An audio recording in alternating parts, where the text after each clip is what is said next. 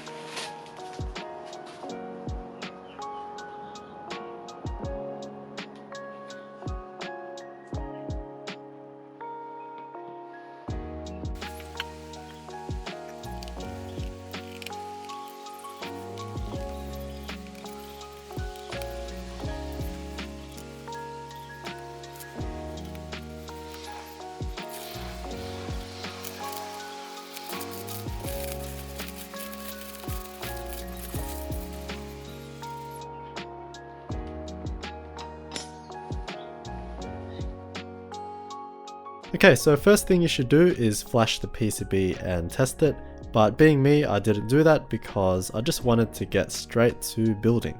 It comes with 4 PCBs, so 2 for each side. We have the main pieces that the switches and everything else is mounted to, and then there's what's basically a board of LEDs. Here's the super thick 4.8mm aluminium plate, which should make for a nicer feeling and potentially sounding experience, and it is also available in a bunch of colors. The case is made from polycarbonate, which is what high-end custom plastic mechs tend to be made of rather than acrylic. Again, this isn't the final product, so the finish isn't perfect, and it's more like a top housing rather than a complete case, as you'll see later. Now let's actually build it. First thing is to deal with the gasket mounting, which is done by just having O-rings going on either side of the plate. You don't want to over tighten the screws, you just want to screw them so that the bottom of the head is flush with the plate, just like in the diagram. And this just helps isolate the plate and the PCB from the case, which should be able to improve acoustics.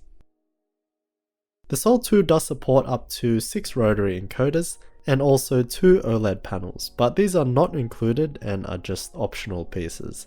These should be installed before you put the plate on, therefore before you solder in the key switches. There's actually 4 spots on each PCB for the rotary encoders, but because I'm using OLED panels as well, that removes the green spots and also the blue spots. So I'll just use 1 encoder on each side because I don't want one over here. And just ignore that I put 2 encoders because I didn't know at the time.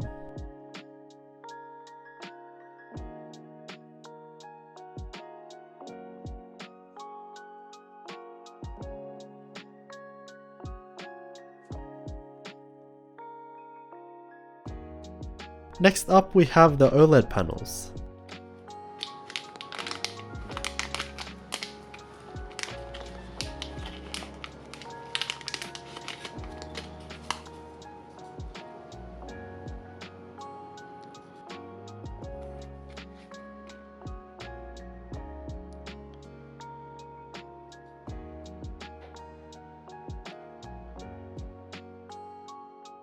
These guys have to be as close as possible to the PCB because there's little clearance from the plate, so you got to get rid of the black headers, and I put electrical tape on the underside just in case so that nothing shorts with anything.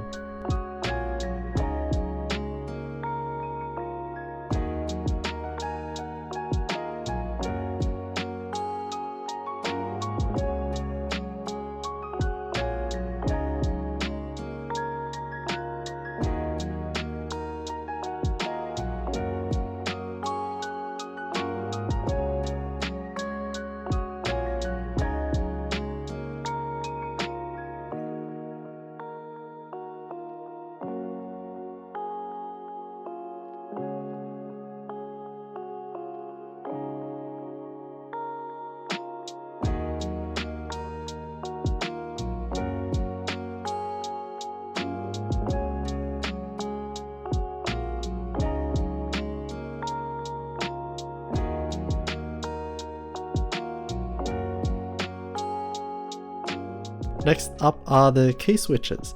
Since this is the brightest keyboard out there, you really should get RGB compatible key switches to get the full experience. So that's switches with clear housings or ones with big holes on the bottom for the light to shine through. But without really thinking, I ordered a bunch of Gateron clears which have clear top housings but the traditional black bottoms.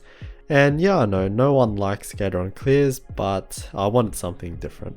There is support for 2U keys for the thumb clusters, but I've gone with just 1U keys there.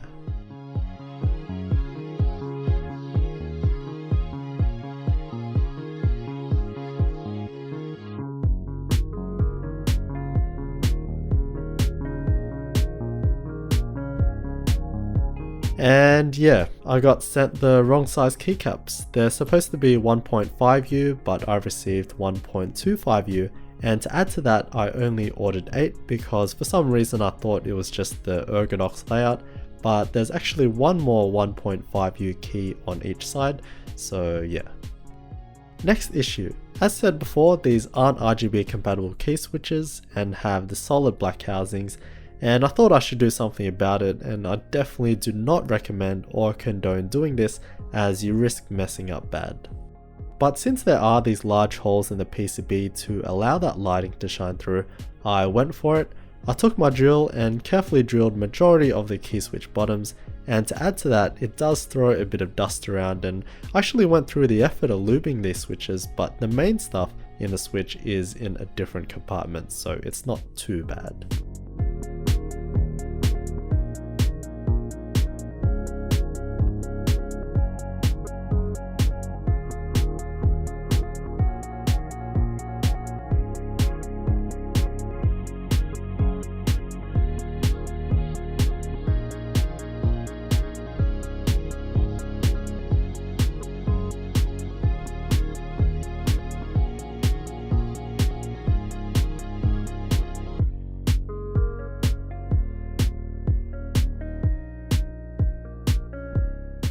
And not long after, I fully regretted my decision, as when I plugged it in, it didn't work anymore, but after a while and touching stuff on the PCB, it magically came back to life. But yeah, definitely do not recommend drilling switches when they are already soldered into the PCB.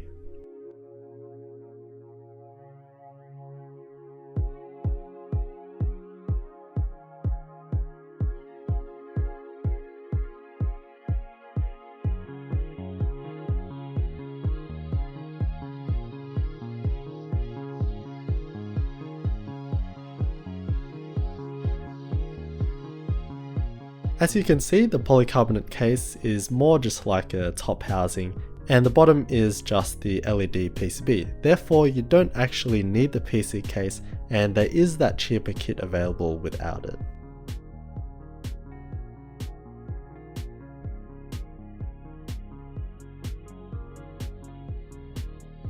Cone feet are an additional option, but it will come with rubber feet, which I did not get, but I put on my own.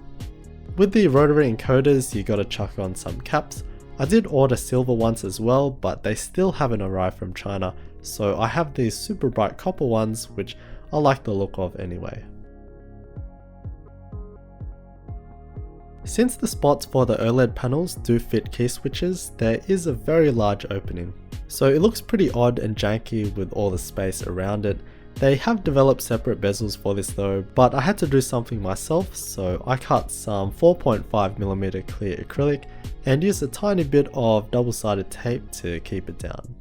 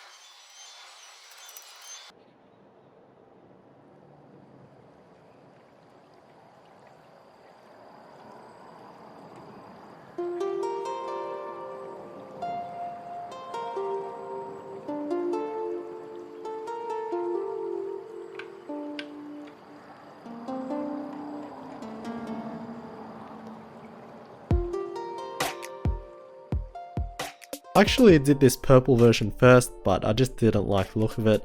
The paint finish wasn't the best anyway, as it was pretty cold outside, and I just much preferred the cleaner look. On the rear of each piece, there's 4 USB Type-C ports. I provided my own cables, so for the middle joining cable, you do need a USB-C to USB-C. There are a couple of options available, so there's the cheapest solar core kit that comes with the PCB's 1.6mm aluminium plate and mounting hardware. And then everything else is just an addition, so I have the 4.6mm alu plate, but there is also brass, and then the polycarb case, and there's also a full hand polycarb case with the wrist rest and stuff. But yeah, the cool thing is that you can go for the cheaper option, go mid, or go all out. It's all up to you. It's definitely one of the more unique keyboards in my collection and that I've done overall, and is one of the more premium split ergo boards out there, period. It was my first time using rotary encoders. I could have made an acrylic piece to kind of go around it to clean up the look, but I do love how they look, but more importantly, they're awesome to have on a keyboard because you can't really emulate that rotary action with standard mechanical key switches.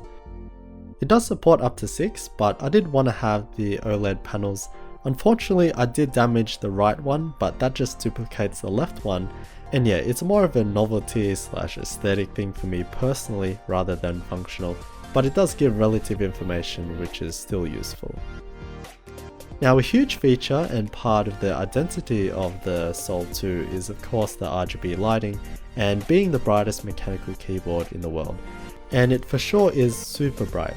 There's per key RGB lighting which are rated to 60 milliamps, and there's 128 of them which can go up to as much as 180 with additional LEDs and the wrist rests. The issue though is power draw, so the default hex file doesn't run the lighting at full power to ensure device compatibility. There's a bunch of effects and patterns that are readily available, and the two halves can work together, so that's pretty cool. Now to the actual usage of the keyboard. So this is pretty close to the good old Ergonomics, however it has a completely ortholinear design plus the thumb clusters.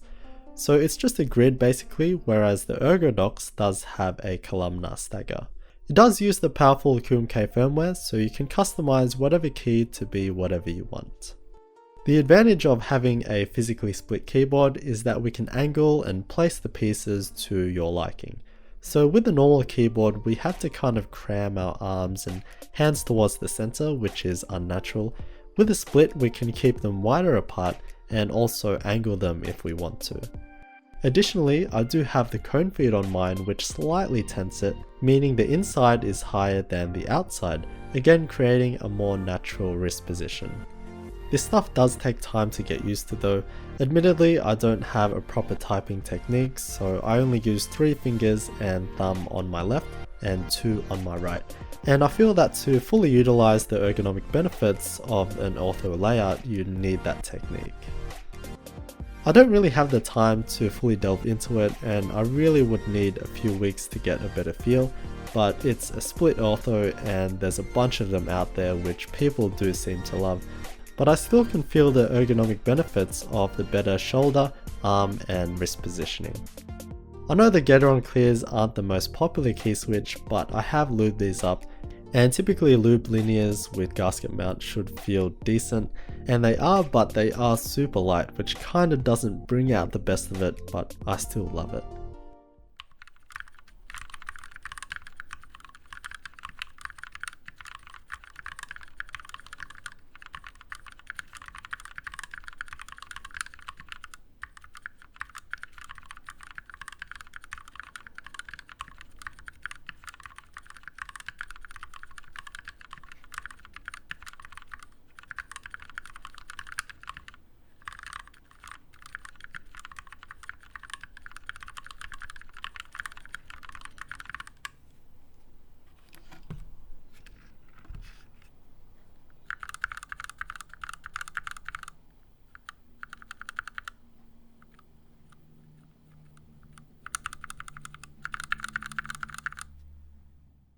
So overall, it was a really fun building experience because there was a lot new to me about it. First of all, it's an ergo split. the separate LED PCBs, the OLED panels, rotary encoders, and just working through all of that was awesome. The build is fantastic with a 4.8mm aluminium plate, and with the O-ring mounting it makes for a sweet typing and sound experience. Unfortunately, ortholinear is not for me, but much of that is to do with time constraints. I do like the polycarbonate shell, and the LEDs glow super bright throughout the whole thing, and it really is the brightest mechanical keyboard in the world.